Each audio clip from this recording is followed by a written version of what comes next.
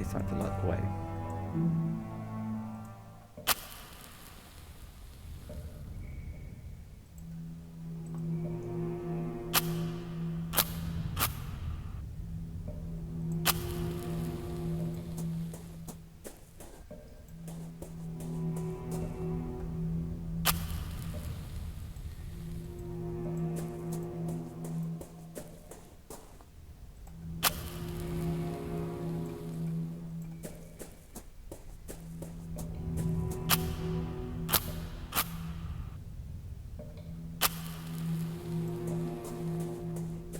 We're so going to get a jump scare.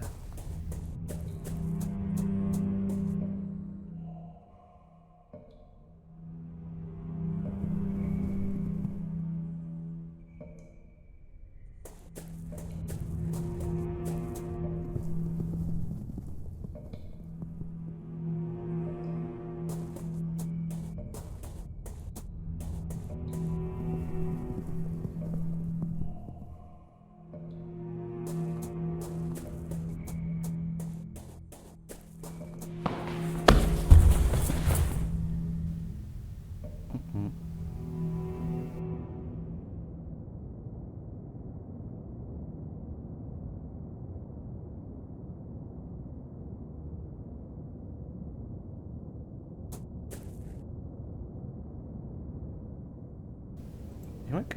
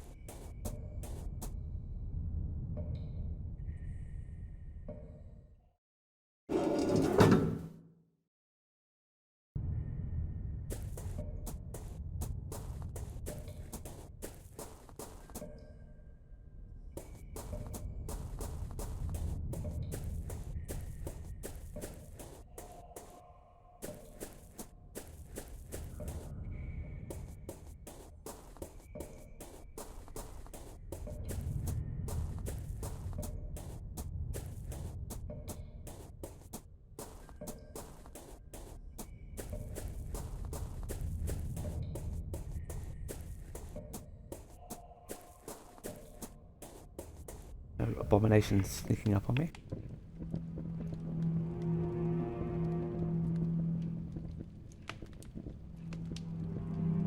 Okay, I must talk to Kaufman about this. I was able to use the key to explore the basement. There's a large hole in the floor. One side of the hole may lead to some sort of tunnel, but it's completely covered with rocks and debris, so I cannot tell for sure. Covered in debris. Seems as if the professor succeeded in blocking the entrance of this underground area. It is unfortunate for us.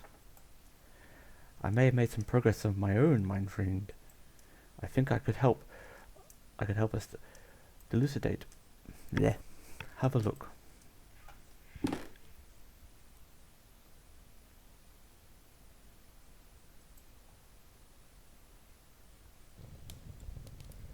Today a meeting finally took place.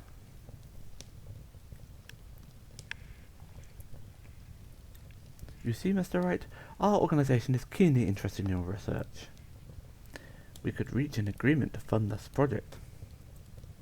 But first we need to know the details. I understand. The main factor is the condition of the test subject. How open he is to suggestion. As you know, only the human mind can open a physical passage to the other side. So a complete, absolute darkness will be required for the experience to result. A secluded place, completely isolated. A place that can only bring thoughts of what might be hiding in the dark. I have the perfect location in mind. But in total darkness and seclusion, how can the results of the experiment be studied or confirmed? That is precisely what your organization can provide help I've designed a special device that will enable me to listen from a safe distance, but I lack a means to manufacture it myself. That we could arrange, but there's one last thing I'd like to know. How can the experience be triggered? By means of a chemical compound of some kind?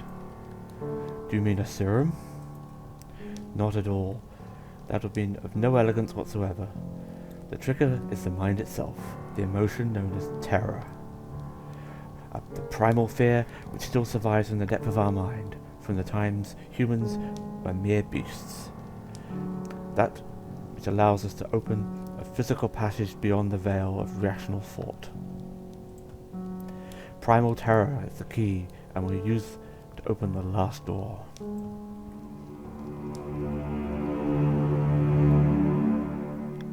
Could this organization be the playwright?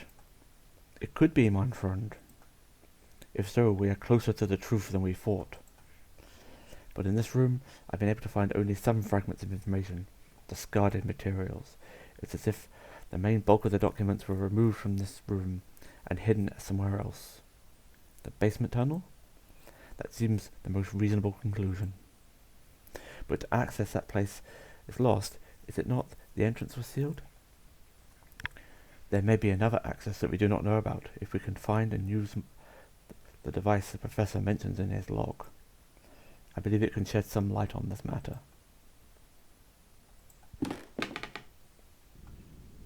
So we've got a lever.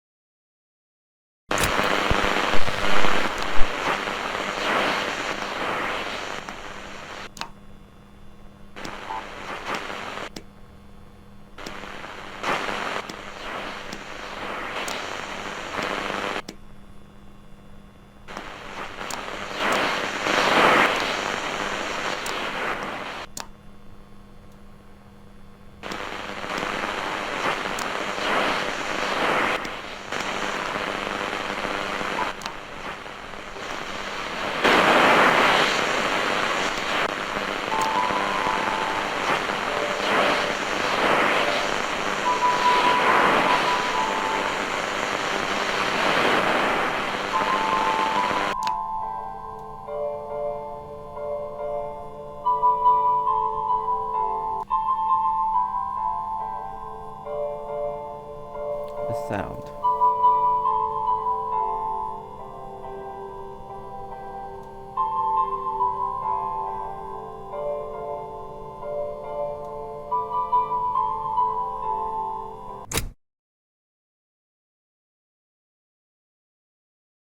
Not to state the obvious, but it sounds as if someone is still down there, playing the piano of all things.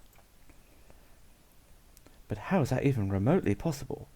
I do not know, but this means something important to us. It means there's another entrance to the underground tunnel, and we must find it. But we've run out of leads. You did not find anything of use in the archive, and Professor Wright continues to mutter incoherently about his childhood memories. You must hypnotize the Professor, mein lieber Freund. We're running out of options. This may be the only way to find the answers we seek.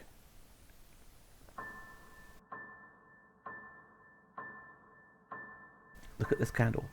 Fix your eyes upon it. Your body is as light as a feather. Everything around you fades, and you're entering a dark, endless void.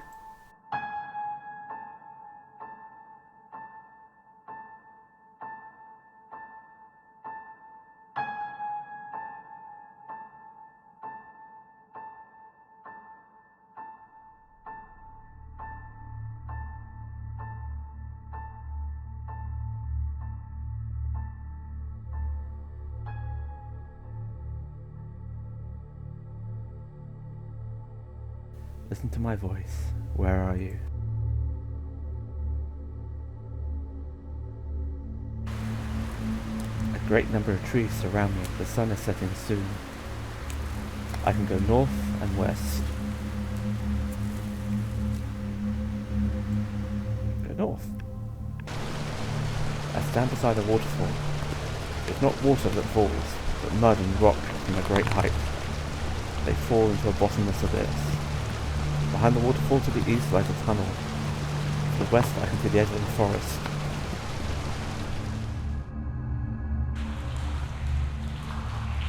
I'm in a dark tunnel. Oscar is here as well. He is upset. He yells at me and begs me to stop. The tunnel divides into many passages. I can go north, south and west.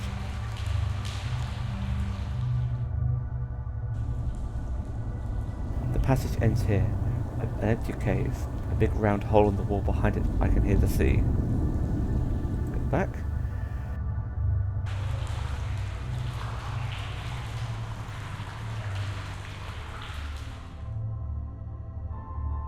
I'm in a large open space with a piano. Something stands next to the piano. I can see clearly its face. A tunnel stretches into the dark. It's a very small room. In the centre lies a deep pit. A ladder goes down. It is so dark. Down there it lies. It waits. I will not continue. I must go back. I cannot. I can hear it with me, its breath. Dear God, I must flee.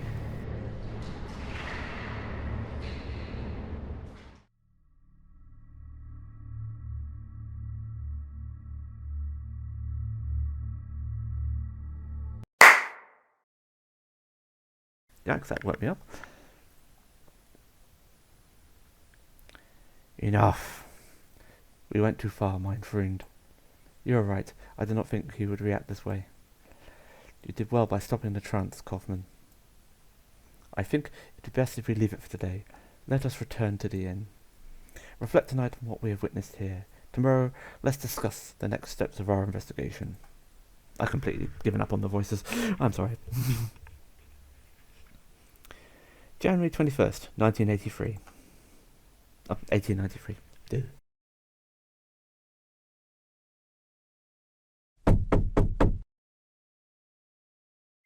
Come in.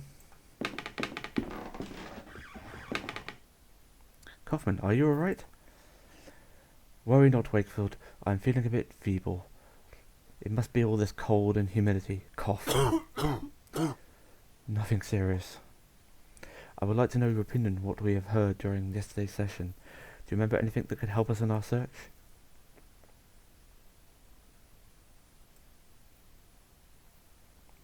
I believe this underground tunnel has left a deep impression on Professor Wright's subconsciousness. I agree, the horror he experienced at the end of the session was far too intense to derive solely from his imagination. It speaks to some trauma. The sea was a recurring theme during the hypnotic regression. Yes, it's true. Maybe the entrance to this tunnel is somewhere closer to the coast. Throughout the trance he saw an unknown figure with no visible face, the floating body in the water, the person near the rocks, the one beside the piano. Yes, indeed. I'm afraid it is too soon to unveil the true meaning of these images. Professor Wright mentioned a man who shouted at him near the entrance to the tunnel, begging him not to continue. I can't remember his name. Very good. It was Oscar. We should attempt to find him. He may know something about the Professor Wright's fears. If we can find this man, I'm sure we will shed some light upon the mystery. Why don't you go down to the village and try to find something about Oscar? My apologies. I must stay here and recover my strength.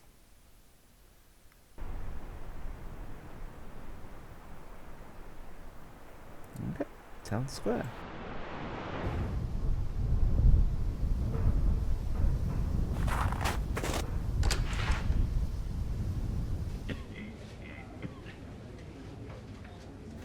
You cannot cross the sea merely by standing. Ugh. This lady is dressed rather elegantly for someone who came to drink in a place like this.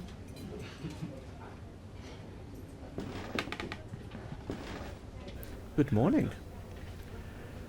Let me drink in peace. Are you a ship captain? Why, what is it to you? Do I look like a captain? Because of the hat you're wearing. Ha! A hat don't make a captain, Townie. You can buy a hat like this in any flea market in England.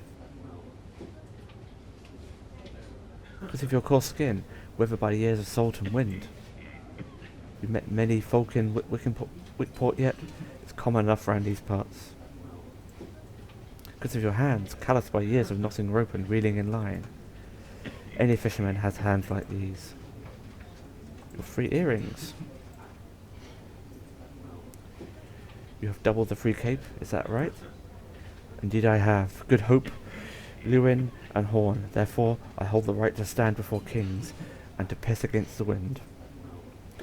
If I dies in the sea, these 3 rings will pay my wake, but no, that will not happen now. Do you mean you will not set sail again?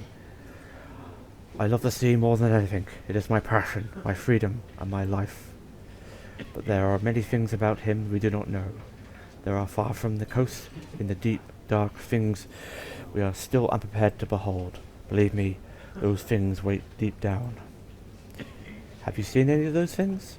No, but you may have heard of 1 or 2 of the stories the fishermen tell, and the things seen out there. It is naught but tales for the young uns, mere superstition from men too cowardly to face the dark.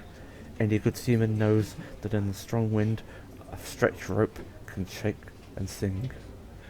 I myself have mistaken such keening for the wail of a child, but there was one time it was nothing of the sort.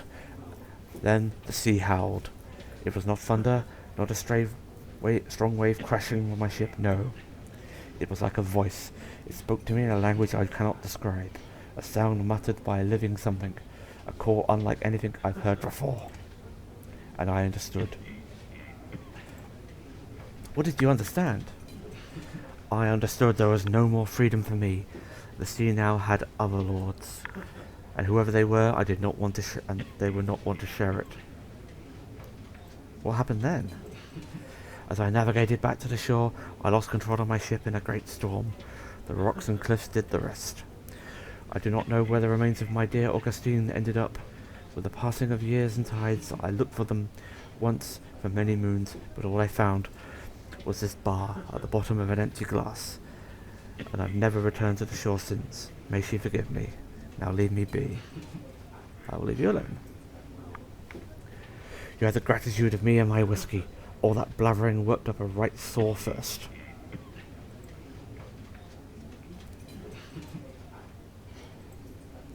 Okay, fisherman give me a suspicious look.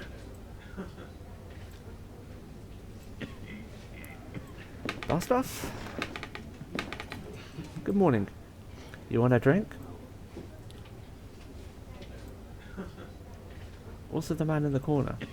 Fred, you can ignore him. He's a sad, lonely drunk. A man named Oscar. Do you know a man named Oscar? You mean Father Oscar? You can find him in the church. When he's not there, it's right outside. When he's not in here, it's right outside. Have you met Professor Wright? The professor? Sure. Saw him every other day as a young'un, always involved in the village. He was a la-di-da alright, but folk respected him. He got stuck in. Didn't last, though. Shut himself away. Started getting visitors from out of town. He stopped coming to the village eventually. Last I heard, he'd gone crazy. None of us knows for sure. Been years since I last saw him. Good Godspeed. Oh, before we go. An old poster of a local traditional sport. Old pictures of the village inhabitants. Wheel taken from the helm of a ship, perhaps a trinket of the owner's days as the ship's helmsman.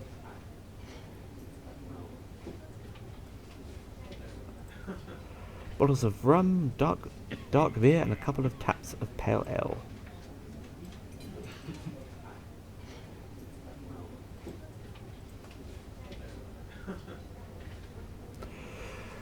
Hey, let's go and have a word with Oscar.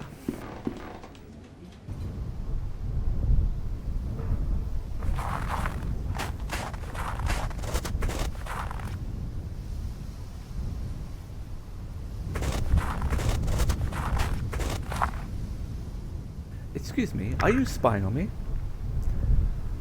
I'm sorry, I did not mean to. You are not from these parts, are you? No, I'm just passing through. Are you alright? Yes. Could you do me a favour? For a long time I wanted to visit the tomb of my lover, but I can't leave the house due to my illness. Could you please leave these flowers there? No one in the village will do the service for me. Alright. Alright, where is the place? Oh, you cannot know how grateful I am.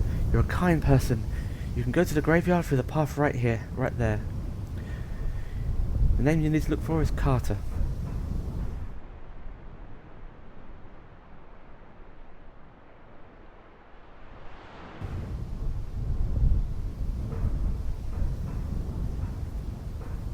Oh, don't put it like that. It sounds so terrible. I just watch folk passing by. I cannot leave this house, so I spend my days at the window.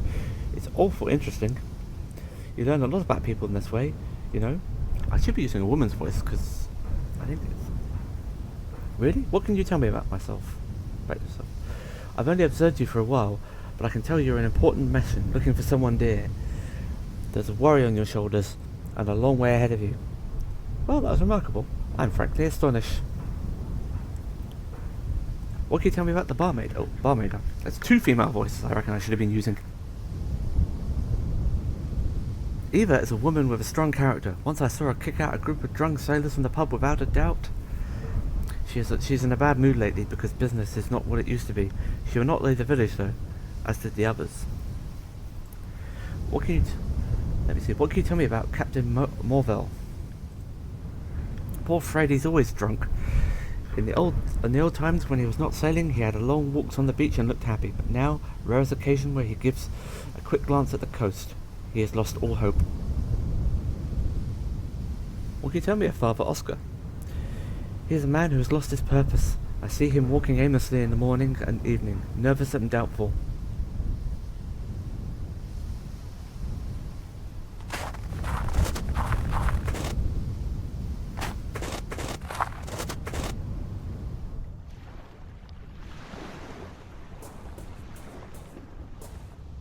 An old rotting boat rests on the shore. The name Providence is written on the side.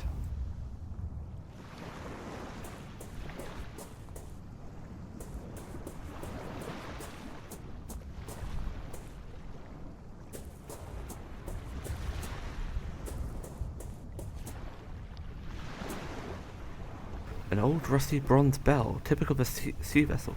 It is engraved with the name Augustine. Ooh, yoink. Someone may be able to tell more about it. Yeah, certain Fred. The old ship is completely wrecked.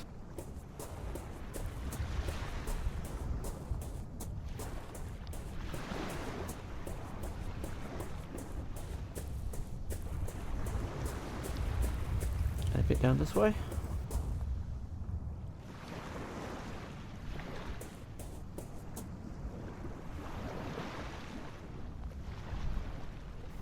Nope.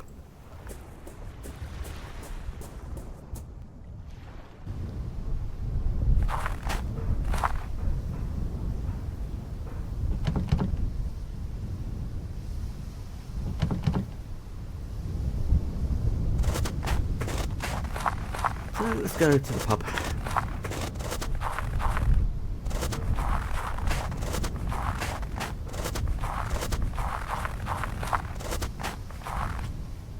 Fisherman's Lodge.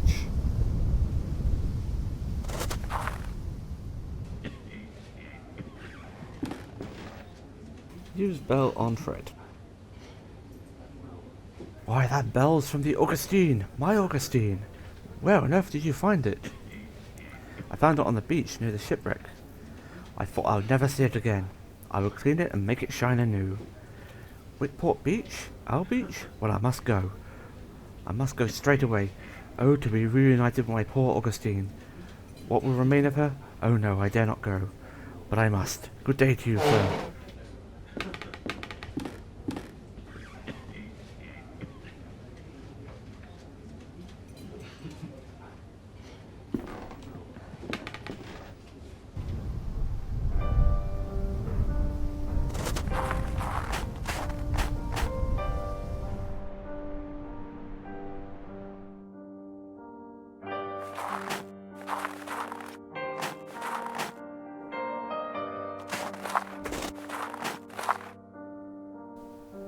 Rose Carter.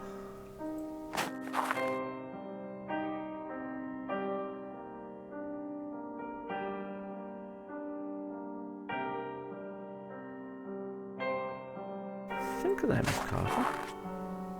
Mary Jane Bennett. Abberton.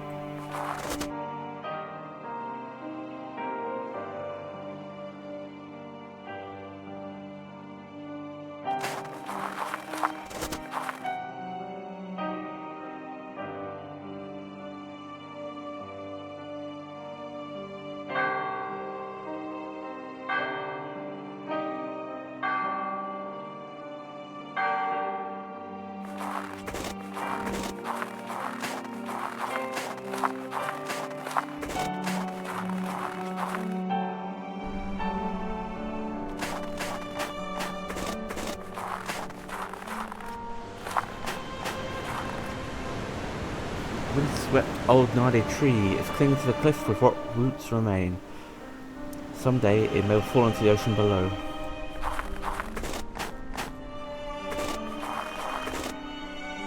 Good morning, I'm Dr. Wakefield. You come from the town, don't you?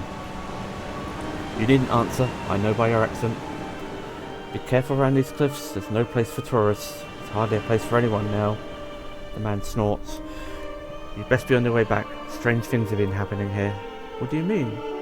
Seamen and fishermen alike swear to have heard voices in the rising tide. Inhuman screams, some of them say. And there are some who claim to witness ungodly things in the dead of night. I once saw a ghostly thing crawling out there amongst the rocks. That thing, the one you said amongst the rocks, can you tell me more about it? Late night it was me, on my boat, fishing. And when I gets the best catch, then I saw it. Not under the water, as you ever say, but on the rock. Perched there, like it was smelling for something. The shape of it, like nothing I've ever saw before. Not walking on the earth, nor swimming in the sea. The thing was big and hunched over, like a crouching man, the way it moved. It made my flesh crawl. Whatever it was, the mist itself was its ally, hiding it from my bare eyes, and in the end disappearing away together. I swear I could not see that horror again. My most vicious harpoon and thrust it deep into its wretched body so that they will have to bury them together. Screams, you say? Bloody drunks. They say the sea howls at them as if it was something new. So what are you doing up here? I came here when I can to watch the shore, just in case the thing comes back. The mist down there is just too thick. I can see better from here, even if my eyes are not what they used to be. Damn it, if I could somehow regain my once sharp eyesight again, my God, I think I'll impale that abomination for sure.